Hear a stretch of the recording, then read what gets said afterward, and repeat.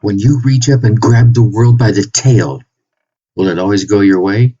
Stay tuned to find out. Welcome. Okay, here's the question. Serious? How are we dark horses? You know, the ones everyone is betting against, the ones they don't expect to win, place, or even show on the track, and they'll even laugh on us when we talk about trying. How do we show the world our greatness and triumph? Come on. Well, that's the question, and this podcast will give you the answers.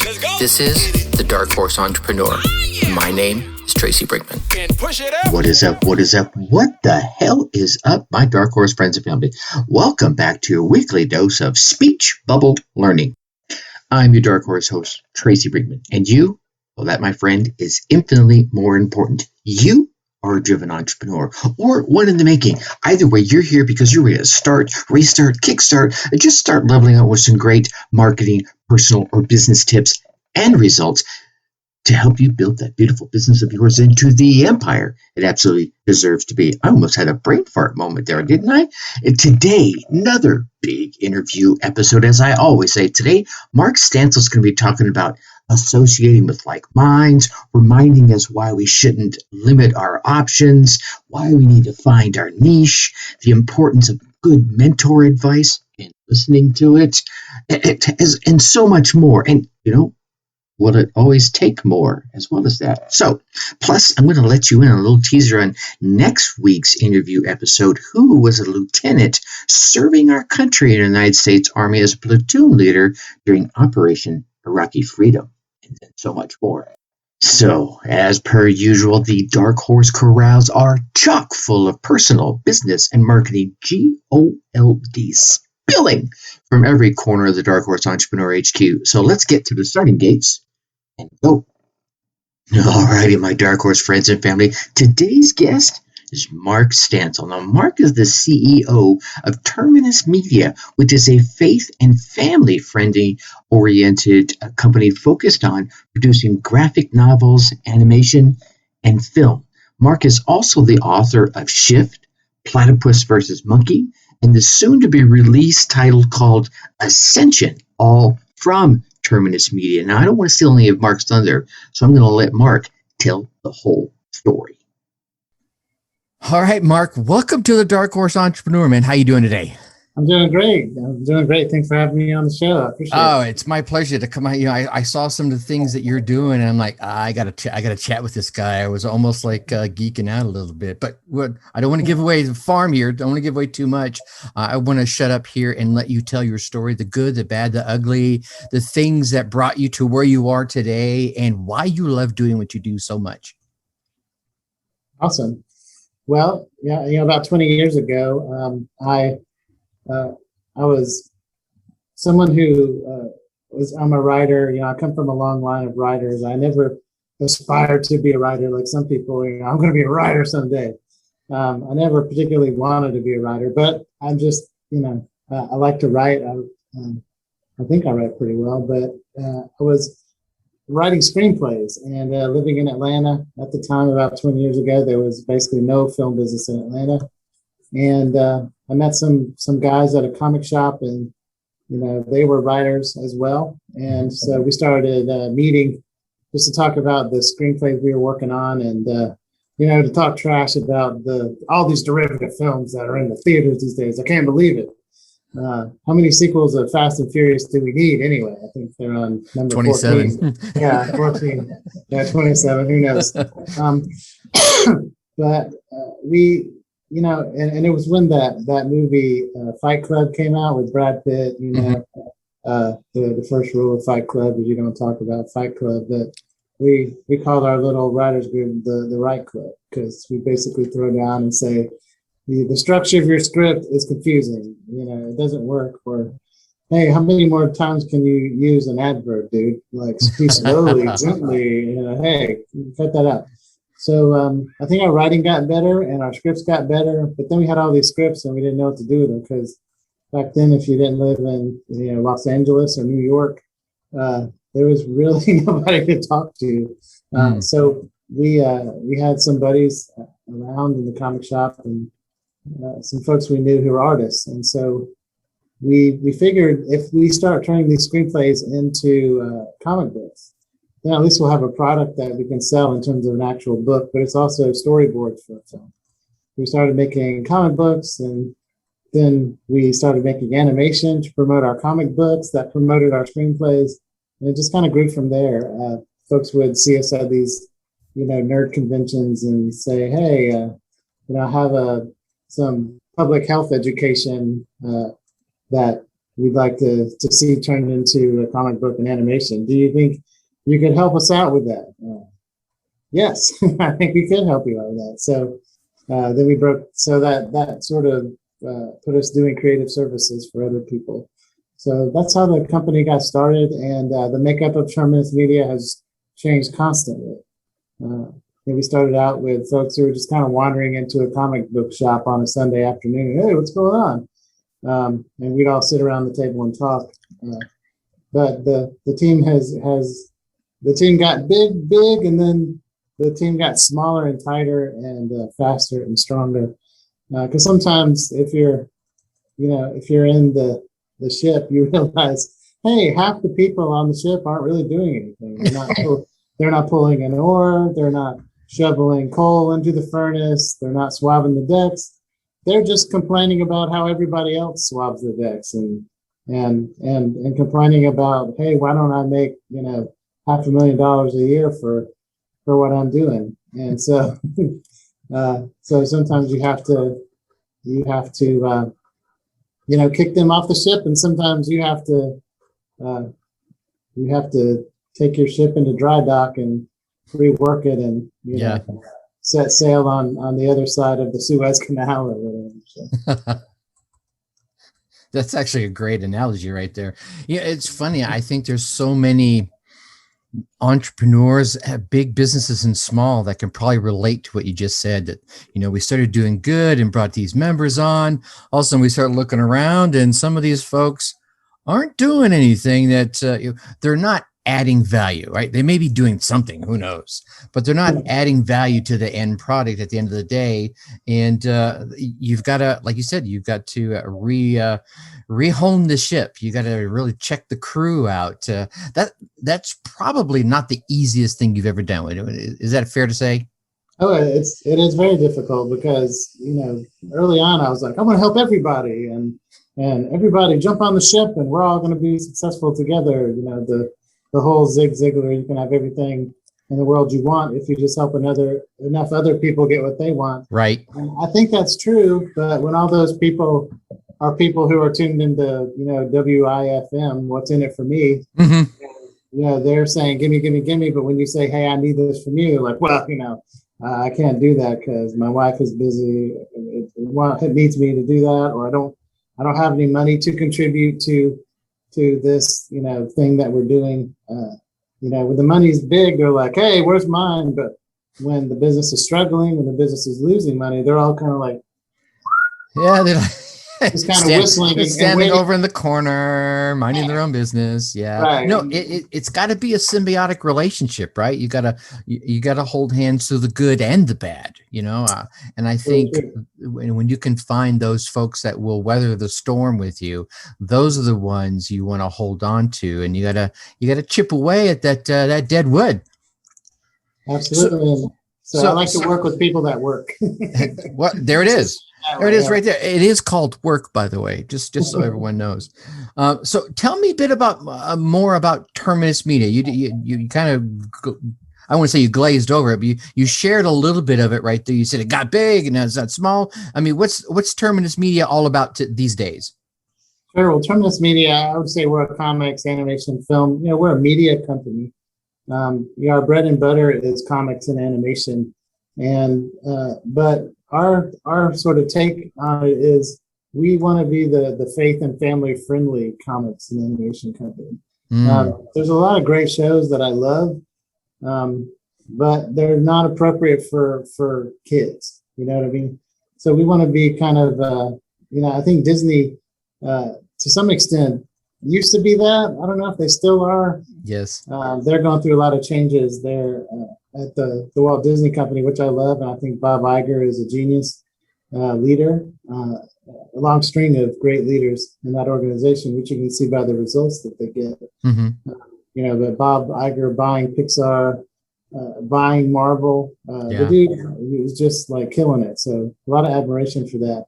But there's a lot of content coming out. So we want to be that faith and family friendly company. And when we say faith, it doesn't matter what your faith is. We happen to be Christians, and we're proud about that, and we don't feel like we should have to go in the closet, because we're Christians, and we don't expect Muslims or Jews or Hindus or anybody of any faith to feel like they have to keep their faith in the closet or right. And it's about being an authentic person. Mm-hmm. If faith is an important part of your life, you should be able to be out about that. So we are that. Nice. It's funny you mentioned the shift in Disney, and I'm with you. I agree. They have made some amazing moves over the years, and of course, I'm a little longer in the tooth than you are, I'm going to guess. So I've seen Disney change since I was a kid, and since my children were kids to current. I'm a big Marvel fan, and them scooping them up really kind of changes.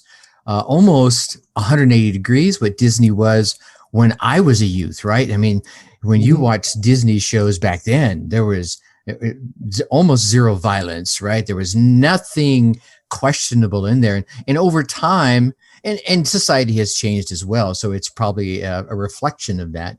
Their mantras has shifted, and now you've got them having Marvel under their purview and Star Wars as well, and then which is peppered with violence, and don't get me wrong, I'm a huge fan. I love me some Star Wars. I will go to every single Marvel movie that's out there.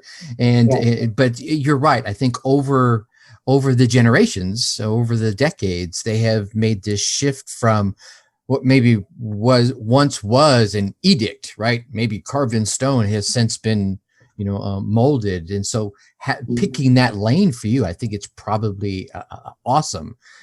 Do you find that people are resonating to you as a result of you picking that lane, as opposed to, hey, we're just a comic book company? Yeah, because we used to be just the generic comic book company. We're going to be an indie comic company. Well, if you go to San Diego Comic-Con, the biggest comic convention in the world in San Diego, California, you will see that there is no shortage of independent comic book companies. There are literally thousands of them, and they're all going, look at us, our stories are unique, look at us, our stories are great. But there's so many little fish in that big pond, it's hard to stand out. So for us, having a faith and family-friendly focus for our business, it's not just being authentic who we are, but it's also strategic. It's about reaching an audience, reaching the audience that we want to communicate with, that we want to connect with. Because you don't necessarily have to be a person of faith to appreciate our comics. They're entertaining, they're great stories, regardless of where you're coming from. But if you have 4-year-old, 5-year-old kid, you can sit down and go through it with them. And any mom who's ever gone, or dad who's gone into a comic shop, you have to either ask the guy there, hey, what's appropriate for the kids? Or you have to give the comic book the flip test yourself and say, let me make sure there's nothing offensive in here. Yeah, so no Vampirilla episodes for the kids, please. Okay. And I think, and correct me if I'm wrong here, that this lane that you've picked is probably a value-based lane, right? Because if you think about any of the faiths, let's stick for faith for a moment, it doesn't matter. Like you mentioned, all the different faiths that you mentioned, they still have the same values. The stories behind those values may deviate some. That's cool. But the values are still the same. So you can effectively represent a Christian as well as you can a Hindu or a Buddhist because of those value bases. Does that make sense? Yeah, it makes sense. And I think it's absolutely true, because there are some truths that are universal, things like you reap what you sow, right? If you ask any person of faith, and pretty much any person who's not of any kind of faith, they're going to agree with that as a universal truth. Yes, if you put good and positive things out into the universe, you'll tend to get good and positive things back. Absolutely right. No, that's cool. I like that. And I haven't been lucky enough to make it to the San Diego Comic-Con. I've made it to a number that I made it to the one here in Chicago, which was pretty darn big. And I have made it to Dragon Con, and both of those you see a lot of the indie comic folks there, and some of the mainstream artists will go to the Atlanta Dragon Con, and that's a crazy show. The Dragon Con is crazy. And Dragon Con is our hometown convention. I'm here in Atlanta. So, if you've never been to Dragon Con, it's a huge, basically like a masquerade party spread over 5 hotels. And it starts on Thursday and it goes through Sunday afternoon, basically. Mm-hmm. So it's a marathon of a convention, but it's I know I'm biased for them from Atlanta, but that's really one of my favorite conventions to be an attendee at, just because of all the really high quality costumes that a lot of folks make themselves, and then they show up, in the Marriott in Atlanta at 2:00 in the morning on Saturday at Dragon Con. I remember I saw a guy, he was the Dark Knight, like Batman, right? Mm-hmm. Mm-hmm. But it was black plate armor that he had on. So he was like a knight in armor, but he was Batman too. I'm just standing there literally at 2:00 in the morning on Saturday, looking at this guy and like just the detail, and he's got the bat signal in plate armor on his chest. And I love that. I love creative people. Like those are my people, the creatives, and making the world more beautiful and more interesting and more fun. So I think one of the cool things about these cons that have come about, and I'm hoping to get the con guys on this show as well. But anyway, those are some great guys. That's right. I'm looking forward to chatting with those guys. And I used to live in Atlanta. I worked at Coke for like 12 years, and then Home Depot. Anyway, so I was lucky enough to be able the in-home advantage of getting to Dragon Con. And the second one I went to, I was invited there to be a boom boy. For a little, I guess back then it was a video show. And he says, "Hey, my boom boy ditched out on me." He called me up on the phone. "Hey, my boom boy ditched out on me. Can you be the boom boy Friday afternoon? And you can have his pass," which was the 3-day all access pass. I'm like, because these things are hundreds of dollars, y'all, for anyone that doesn't know. And, so I got to walk around, hold the boom while he was doing the interviews, and we got to do the behind the scenes into the green room where folks were at, which was amazing. Right. But then it was like, now I get to enjoy the rest of the event. But all that to say, I think what used to be looked at as the nerds and I'm going to use the word weirdos, right? From way back in, let's say, the 70s and 80s, it's so much more mainstream nowadays with the movies and everything else. You see that too, as well as in the comic book arena? I do see the mainstreaming of comic books, especially in Marvel comics and DC. So yeah, I see that, and it's not like used to have kind of a creepy vibe, like it's the 40-year-old guy, sitting in his parents' basement, who forgot to shower for a month before he came to the convention. Right. That negative perception of nerds, but I meet all kinds of folks who love pop culture and comics and Japanese anime and stuff, and they're very successful and wealthy and run businesses and all these things, but they got to keep the comic thing on the down low a little bit, just because you talk to the guy in the office who's like, how about that game over the weekend, and you're like, the game, man. I was in the parade of all the costume people. Sorry, I missed the game. right. I was taking pictures of the Dragon Con parade with all the 100 stormtroopers, But but the thing is too, I know a lot of folks on our Terminus media team historically. There's a lot of them who are just as passionate about sports as they are about comics, and So, you know, they walk in both worlds, and that's great. That's awesome. So you've built this thing, I'll say, from the ground up, from the story you were telling, sitting in the comic shop with your buddies. Hey, we got some artists, and you've kind of birthed this baby from zero to hero where it's at now. What do you think your biggest struggle along that path has been?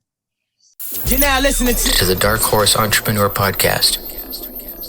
Well, I think our biggest struggle has always been sort of in the entertainment business. It's very up and down, cyclical.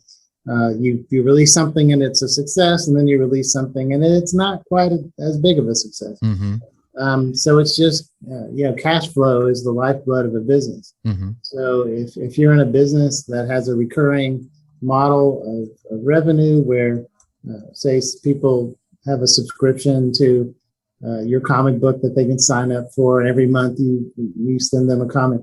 That subscription model is great. But if you're just kind of, going with whatever happens, then it definitely affects cash flow. So I would say, raising capital, cash flow has been, something that we've had to learn and had to master over time. But now, did you go through the trial and error, or did you say, you know what? We don't know nothing about this. That was good English, wasn't it? We don't know anything about this, so we're going to reach out to some expert that we have met and get their input. I think mentors are absolutely essential, right? And I've had mentors in the past. I've had advisors in the past who said, for instance, hey, all of your people, we work with hundreds of people all over the world, right? But Terminus doesn't have very many employees. Most of our people are sort of contract work for hire people. Sure. And we hire them on a project by project basis. So because of that, I was talking to another artist friend of mine who had leased a studio space for his art and stuff. And I was like, one of our clients, who's a big government client, told us that we really needed to lease some studio space, because that's how you get the big contracts, is they visit your physical address and they're so impressed by you, and then you get all these big contracts. And so I asked my buddy, I was like, do you think we should do that? And he's like, oh no, you do not need to waste any of your money on physical space. If you got to meet with your clients, either meet at their fancy office or meet for a lunch meeting or something. And so I was like, oh, thanks for that advice. And then I proceeded to lease, a studio space for 2 years, which I think we had maybe 2 or 3 clients visit. Didn't add to our cash flow at all. It was all a total drain on the business.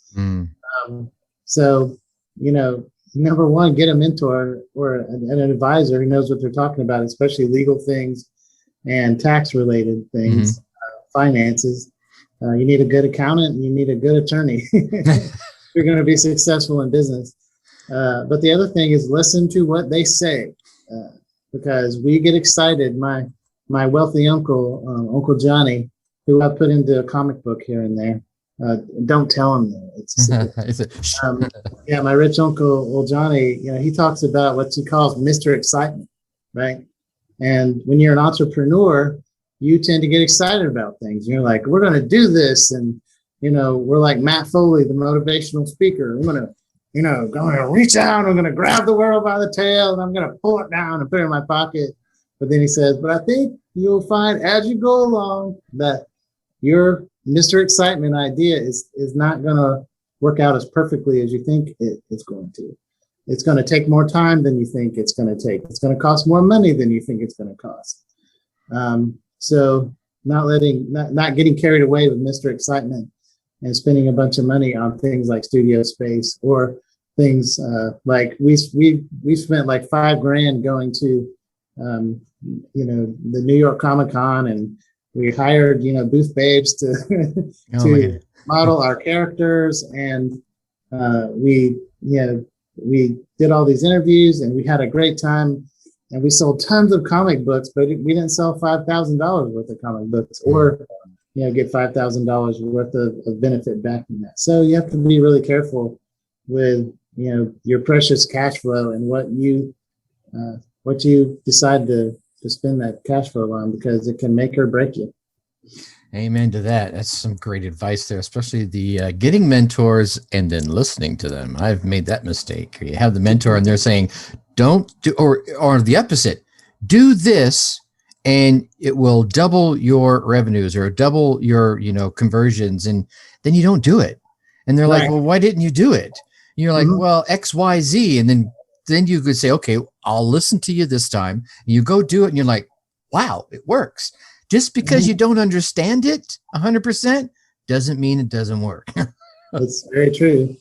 It's very true. But there's things that, hey, if we buy this software, this CRM software as an example, it's gonna, the software itself is going to be magical and it's going to generate revenue for us.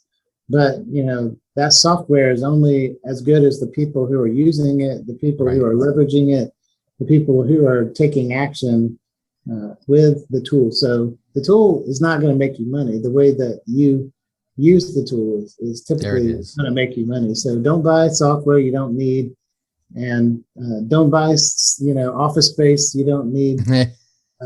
If your people are saying, "Oh, the boss is really cheap," you're probably doing a good job. Absolutely right. So you have, I was going through your website and checking some things out. You got a couple of big projects that caught my eye. I think one was Dominion. Is that right? And then Samson. You want to tell? I was drawn in so I want to give you the opportunity to tell everyone about it. So if they want to check it out, they can go do that. Sure. And hopefully we can put some links to that in the show notes. Oh, we will definitely do that. Absolutely. That'd be great. And the first one is Dominion Fall of the House of Saul. At the beginning of 2000, I spoke with Dr. Baron Bell, and we were talking about, where do we want to go with Terminus Media from here? This was before the pandemic hit and everything. And we were just tired of being that kind of generic indie comic book company. Mm-hmm. And we wanted to be more authentic to ourselves. So the first project that we chose was Dominion, Fall of the House of Saul. And Dr. Bell, he pitched it to me. He's like, okay, this is weird, Mark, but here's what I got. There's the story of King Saul in 1 Samuel in the Bible.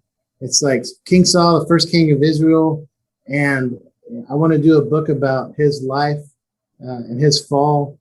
Spoilers. But I want to do it with anthropomorphic animals. So Saul is going to be a huge lion, and he's the king of Dominion, which all the characters are going to be warm-blooded creatures like cheetahs and wolves and deer and gorillas and rhinoceros, right? Those are the good guys. That's Dominion. Supposed the Israelites. And then the bad guys, the Philistines, they're going to be alligators and cold-blooded creatures, snapping turtles and that sort of thing, and lizards. And so I was like, I'll just stop you right there. And it's all going to be set in like an interplanetary universe, right? And they're gonna fly ships with lasers, and they're gonna have lightning weapons, and they're gonna pilot huge battle mechs. And I was like, I'll just stop you right there, because I'm a kid who grew up rushing home from school to watch Thundercats and Voltron, back in the 80s. So, so I was like, when you said Lions in Space, you had me at Lions in Space.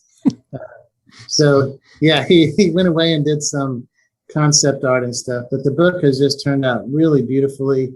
We're on chapter 3 now. We're up to the point where in chapter 3 at the very end, you get your first glimpse of this little kid who you folks might be familiar with, David, piloting this little battle mech called a slingshot. We get our first glimpse of him in chapter 3. So we've got 3 books now of Dominion, Fall of the House of Saul, and I'll tell you, this chapter 3 of Dominion it's almost twice as long as all the other chapters, but I would say it's twice as good as well. And the other chapters were already in the great category. Nice. So it's turned out really well. The team is really gelling, and we're hearing a lot of good feedback. People are like, "Is this based on a Bible story?" I think that's the cool thing about it. As I was cruising through and just looking at the artworks, I'm a visual guy, so the artwork caught me first. I didn't even read anything. I was just kind of scanning through, and you had this cool little, cruise by. You can kind of check out all the different pieces of art. And I'm with you. You had me at Lions in Space, right? That was good, and then you throw in this cool story from a different angle, and then you toss in, like you said, Voltron or whatever robot base. I was thinking Battlestar Galactica for a moment. Oh, it's so Battlestar Galactica. Yeah, it's so Star Wars. Like, it's such a cool way to share an iconic story. Again, whatever faith you go by, it's an iconic story, and all the values that come with that can be shared to the kids, who would be like, oh man, look, what a cool. They're not thinking I'm reading the Bible here. They're going on a journey in outer space with these amazing characters. I was hooked right out of the gate. Like I said, you had me at Lions in Space. See, we share that, and it's funny how there was Professor Howard Hendricks, who's a professor at Dallas Theological Seminary. He was teaching about how to teach people the Bible, and he's like, if you want to bore them with Shakespeare, bore them with nuclear physics. He's like waving his hands. It's like, but don't bore people with the Word of God, right? Right. And so we take that advice to heart, and we've heard from people who, the only thing they'd ever read the Bible was for to maybe win an argument on social media or something. But people would be like, I'm not familiar with this story. Let me go read this. Right. I think that's great, because if the Bible is at least in Western culture, it's an important historical document, even if you're not a person of faith. So seeing biblical literacy go up, I think is a positive thing. Absolutely. And then you have Samson Rise. That was the other one, right?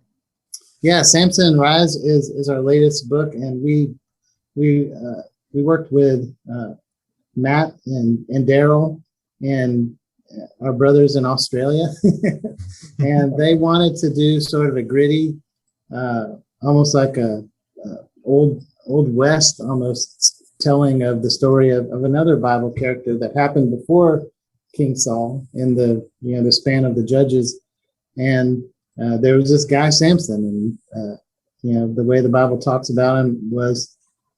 And we had a debate within our company, right? Is Samson is he the Superman of the Bible, right? Or is he the Incredible Hulk of the Bible, right?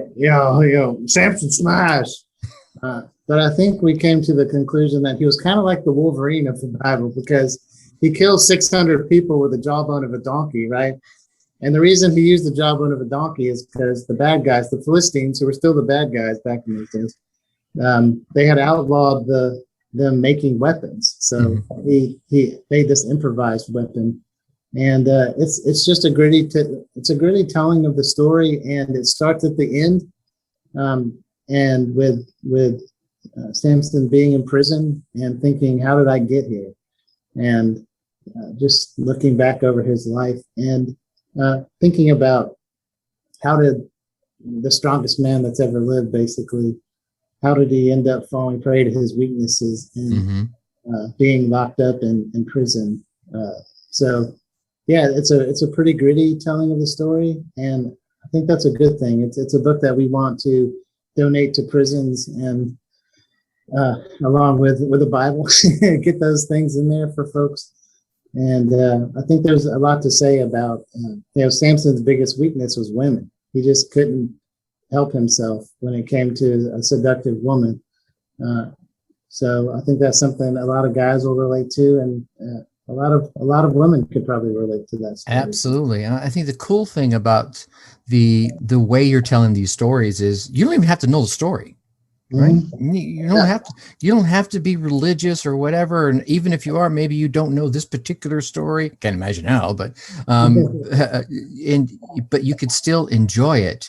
And when it comes to donating this book or the books to prisons, remind me to hook you up with Zach Babcock. He's on a mission to reduce the recidivism rate, and he's actually been building connections in the prison systems to get content to the inmates. So I want to connect you two together so that we can help make that happen.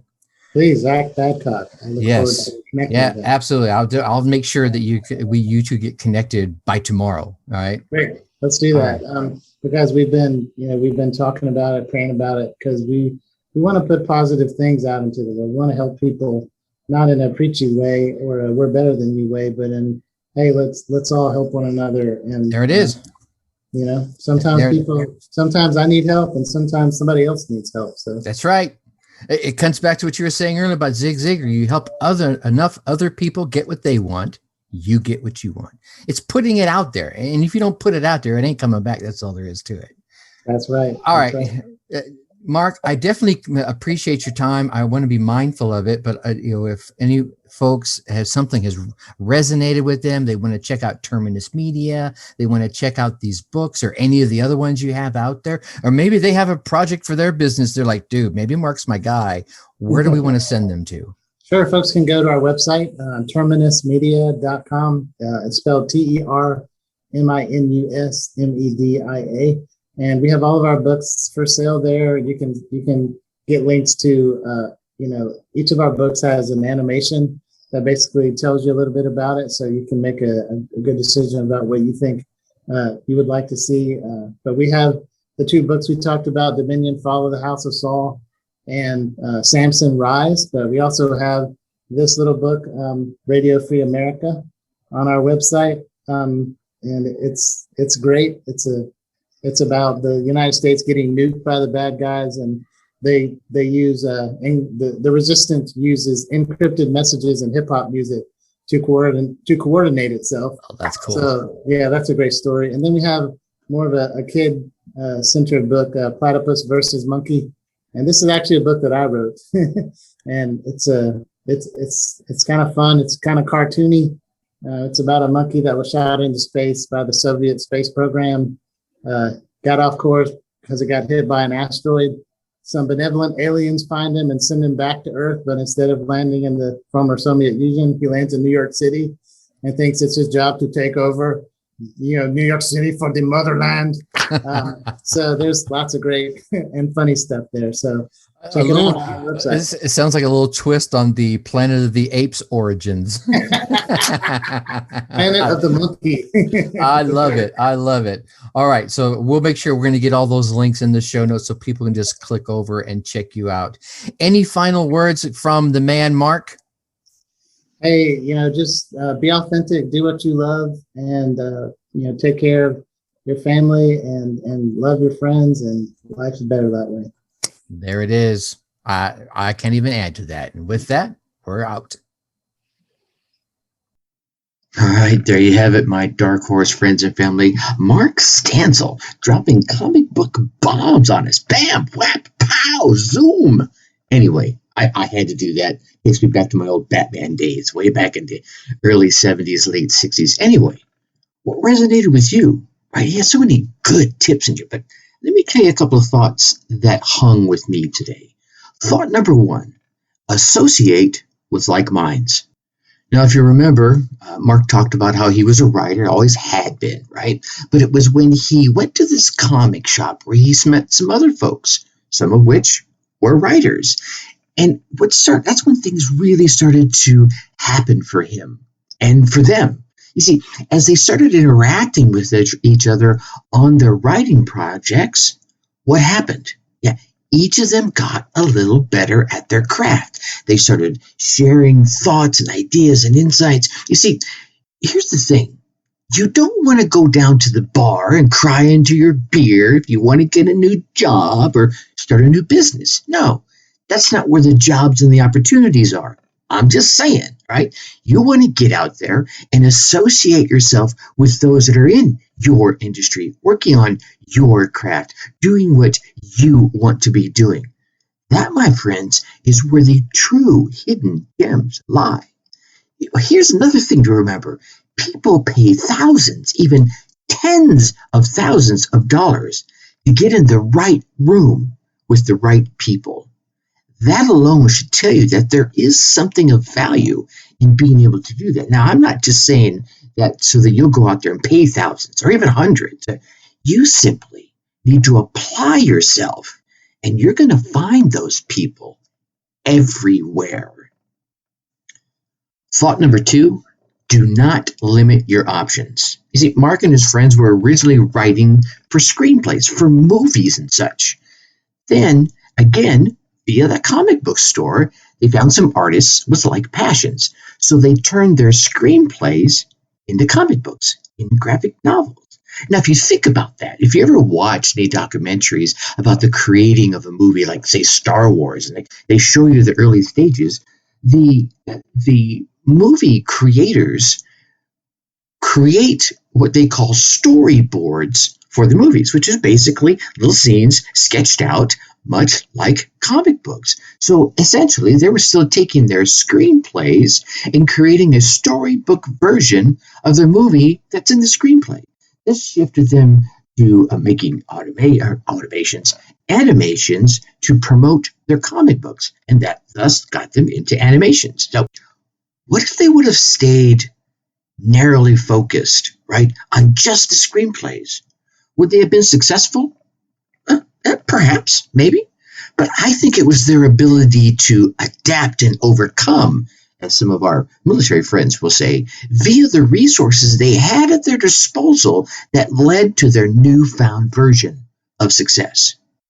Are you making the best use of the idea that you're working on? Are you narrowing your chances for success by narrowing your focus too much? Take a look around at what missed opportunities you might have right in front of you, right to your right to your left.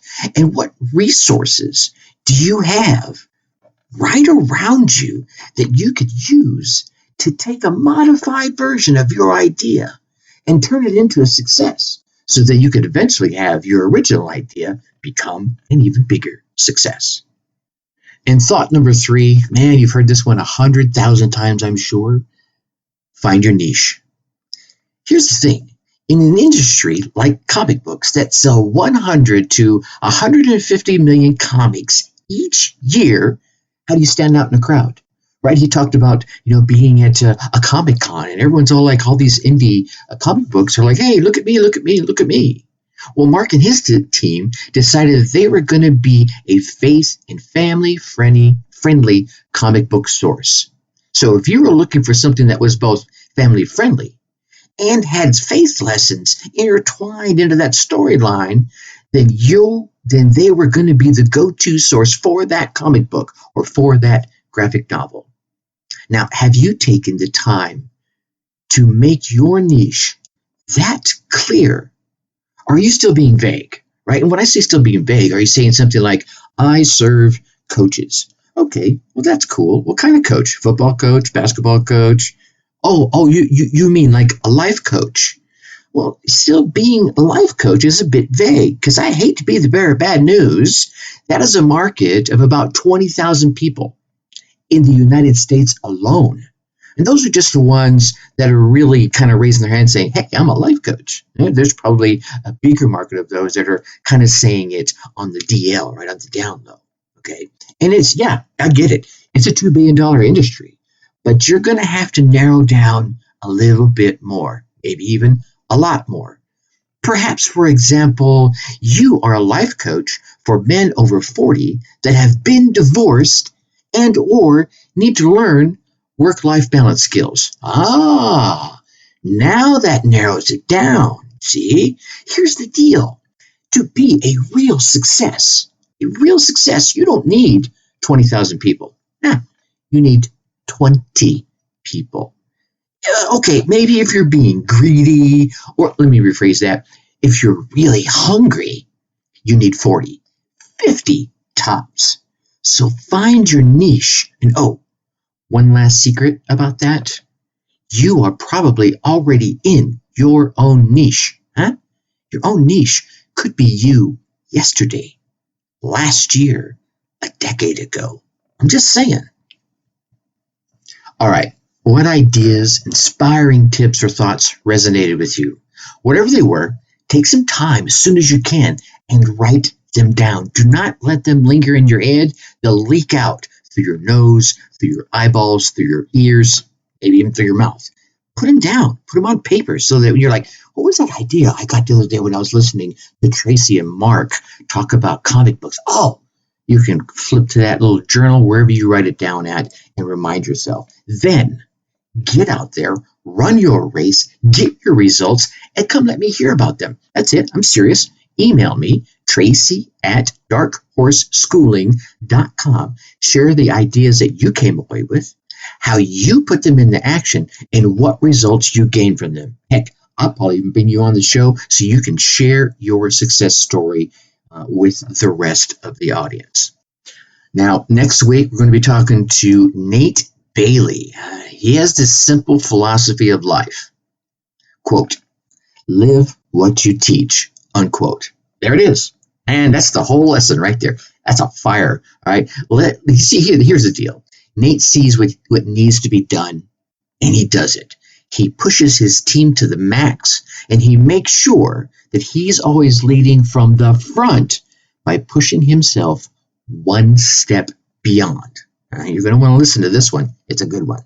Now, I know you want to keep getting all these valuable tips, these amazing stories from these awesome guests I'm lucky enough to bring on the show. So please go on down there.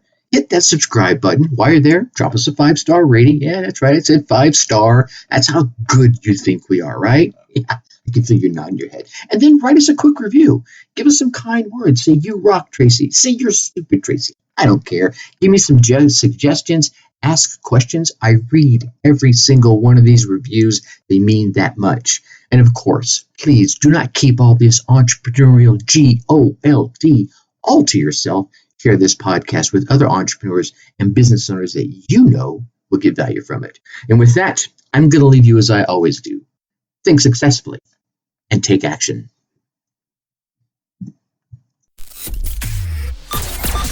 Thank you for listening to the Dark Horse Entrepreneur Podcast. Thanks for tuning in. Check us out at www.darkhorseschooling.com. All right. My name is Tracy Brinkman.